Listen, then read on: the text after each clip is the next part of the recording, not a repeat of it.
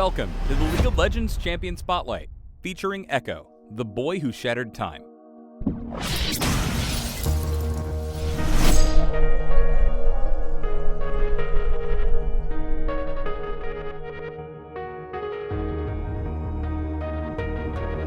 This is how we say hello in Zon.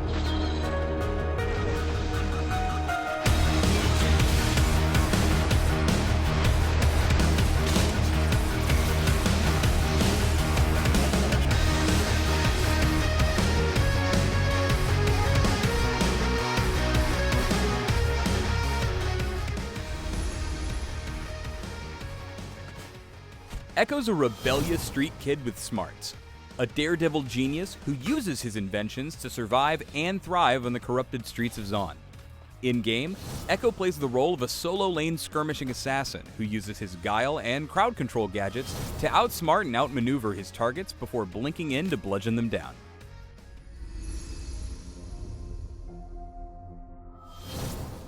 Ekko's passive is Z-Drive Resonance. Whenever Ekko hits an enemy with a basic attack or damaging ability, he applies a stack of resonance. The stacks drop off after a few seconds, but if Ekko's able to thunk the same target 3 times in quick succession, the stacks trigger, dealing extra damage and slowing the target briefly. That's against minions and monsters. Triggering resonance on an enemy champion applies the same extra damage and slow, but also gives Ekko a brief speed boost. Finally, Ekko can apply resonance to multiple targets at the same time, and after triggering his stacks on a target, they briefly turn immune to his passive for a few seconds.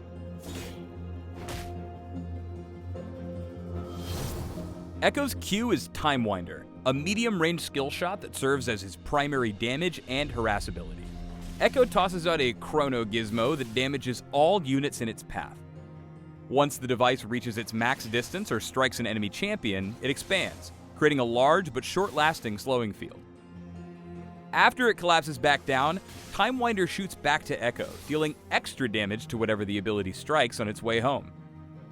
With good aiming, you should be able to hit your lane opponent twice, so get super aggressive with Time Winder. After you land it, all you have to do is walk up, which should be easy enough thanks to the ability Slow, and smack him in the face to trigger your passive. Ekko's W is Parallel Convergence, which has a passive and an active. Passively, Ekko's basic attacks deal extra magic damage to all low health enemies, including minions, monsters, and yes, champions. When he activates his W, he bats a time thing to a target location, which, after a brief pause, creates a pretty big slowing sphere. It'll fade away after a few seconds, but if Ekko manages to enter the sphere before then, it'll detonate and grant him a quick shield. Even better though, enemies caught inside the sphere when Ekko detonates it end up stunned for a few seconds. Ekko's enemies see him cast Parallel Convergence, but won't be able to spot where he aims it until just a few moments before the zone kicks in. Cast Parallel Convergence on your escape route whenever you're running for safety. The shield usually helps you survive incoming damage, and the slow zone will leave most enemies in the past. Ekko's E is Phase Dive. On cast, Ekko dashes a fixed distance to a target location before gaining a bunch of range on his next basic attack. Once Ekko begins his next attack, he blinks to his target, dealing extra damage and applying all the on-hit and spell effects he has hidden up his sleeve. Remember that Ekko can pass through terrain with both parts of Phase Dive, meaning he can get pretty damn slippery when he wants to. Yo, Phase Dive has a ton of uses. Dive across walls, dodge enemy skill shots before blowing up a squishy, or, if you like living, just use it to make your way to safety. Hella uses. Ekko's ult is Chrono Break. Whenever it's available, Ekko leaves behind an image of himself that indicates wherever he was exactly 4 seconds ago. When he hits his Giga Chrono Break button, that's where he'll reappear, dealing massive damage to all nearby enemies and recovering a portion of his lost health. The trail is a super useful way for Ekko to keep track of where he's going to Chrono Break back to. But remember that it's not just him that can see it. Allies and enemies can too, although they will need vision of Ekko.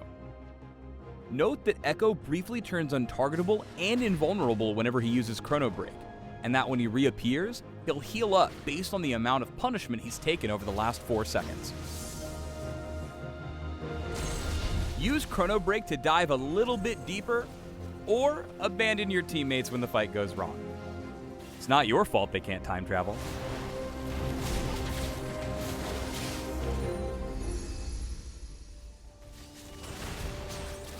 Ekko's one of them newfangled skirmishing assassins, so while he lacks some of the raw punching power that other assassins boast, he's got a ton of crowd control and other tools to use alongside his more standard attacks. Here are just a few pointers that'll help you wrangle the most out of your Ekko.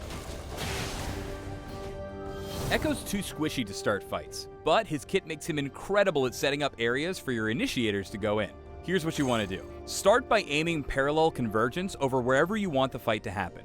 Once your front line goes in, their knockups, stuns, snares, bolas, bears, whatever, should last long enough for the slowing sphere to appear. As soon as it does, quickly phase dive in to trigger the stun and pick up your shield before pressing all of your buttons on the enemy team. Sometimes you'll be merrily playing a game of League when, out of the corner of your eye, you spot a wounded squishy positioned away from their team. Here's how to get in, kill them, and get out before the enemy team can react. Phase dive in before using the ability's second attack to close range. Ekko makes short work of low health enemies thanks to his W passive. Once they're dead, Chrono Break back to safety. Just make sure your time clone is where you want to go. Ulting to the same spot is hella embarrassing. Finally, this last combo is a perfect way to engage on an enemy team while you're running away. Cast W roughly where your trail's going to be in 4 seconds, then, as the enemy team heads through the slowing zone, Chrono Break to put yourself back into it. You'll trigger the stun and deal tons of damage.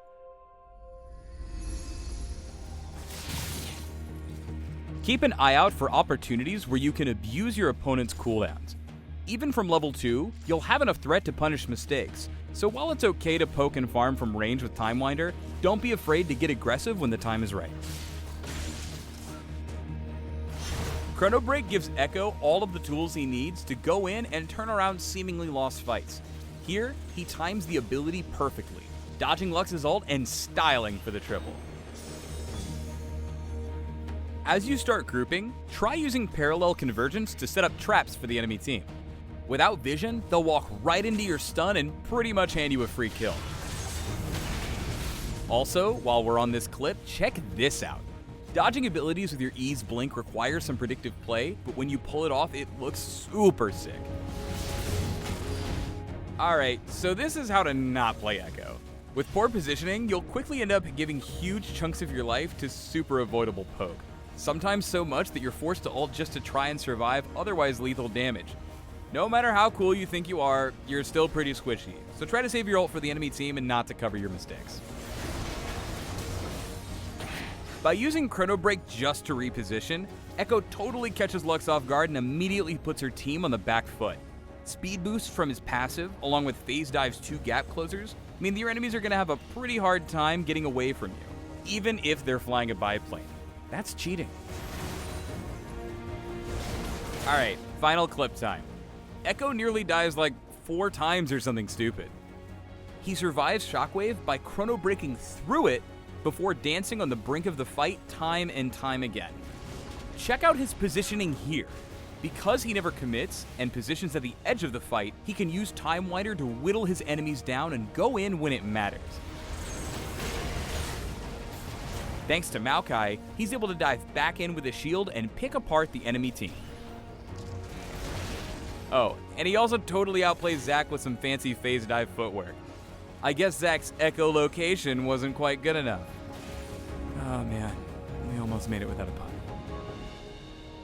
Thanks for tuning in to the Ekko Champion Spotlight. Please subscribe to the Riot Games YouTube channel and leave us your comments just below the video. Come on! Show me something new!